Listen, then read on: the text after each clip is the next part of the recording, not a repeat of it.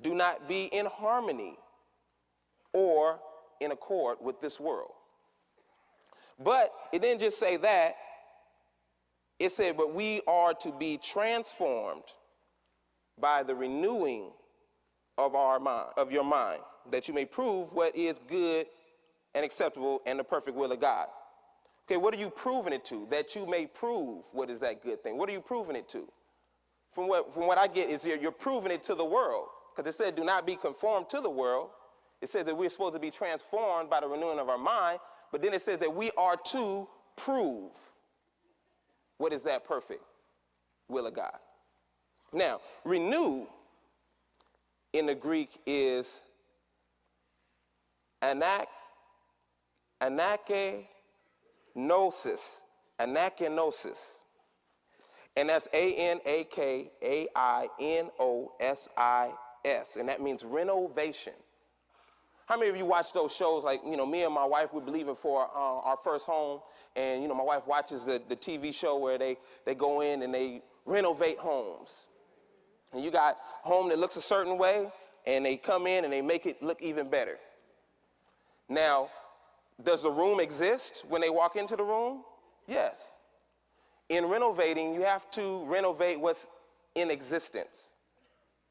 So when we, as individuals, when it says to not be conformed to this world, but transformed, changed by the renovation of our mind. Now, would you say that the renovation of your mind, the transforming mind, that is a consistent thing? We have to daily renew our mind. Why? Because the world is a deep place. And you can so easily get caught up in what's going on. So if we go to 2, it says, and do not be fashioned alike to this world, but be transformed by the renovation. In a dictionary, it says to restore, to replenish, to revive, to reestablish, to restore to a former state, make new, or as if new again. If this is what we're supposed to do, then what I like to do is, Apostle always, he will reverse the scripture. So if you're conformed to the world, how can you be transformed? By the renewing of your mind. And if you're not transformed, then how can you prove what is that good and acceptable and perfect will of God? You're not going to be able to prove it because you're just like everybody else. Now, what I'm seeing is ministries being like everybody else. I hear ministries, they play the music that the world plays. At one moment in time, I heard we just playing the instrumentals. And, teenagers know music. They know lyrics. How many of you know if I was to hum something, y'all would probably be able to give me the words, depending on the song. It's gotten to a point now where ministries will just play the music with the lyrics and everything. And then when the kids or the teenagers get all riled all up, then they be like, calm down, y'all, calm down.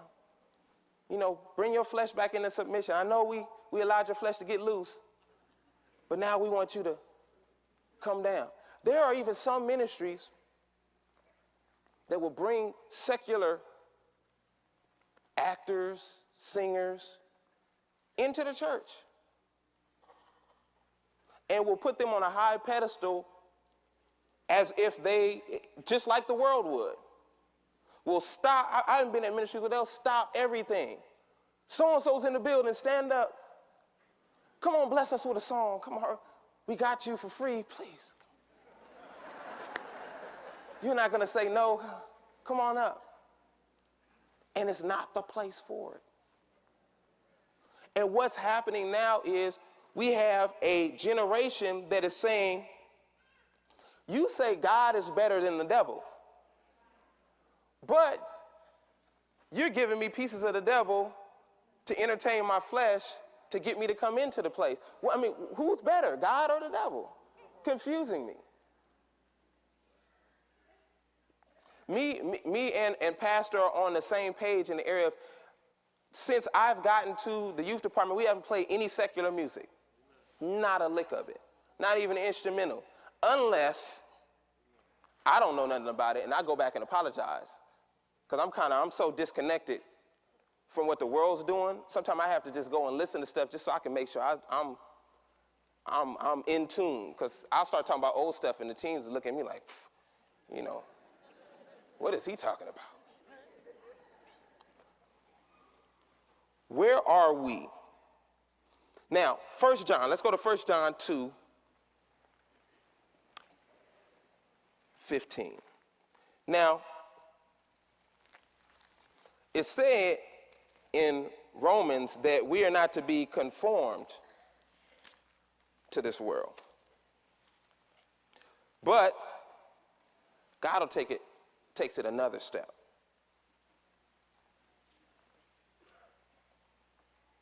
Now, we know that we're not supposed to be fashioned alike. But how do we do that? We all got to wear clothes. We all got to go cut our hair and do our nails and all of the things that the world does. Sometimes that line can become very blurry. As to, okay, what am I supposed to do and what am I not supposed to do? How am I supposed to appear to be different? 1 John 2:15 says, do not love the world or the things in the world. If anyone loves the world, the love of the Father is not in him. It says, for all that is in the world, the lust of the flesh, the lust of the eyes, and the pride of life, is not of the Father, but is of the world. And the world is passing away in the lust of it. But he who does the will of God abides forever. I remember my parents were in the process of moving, and I was getting all of my stuff. I had this real large box, and it was full of CDs.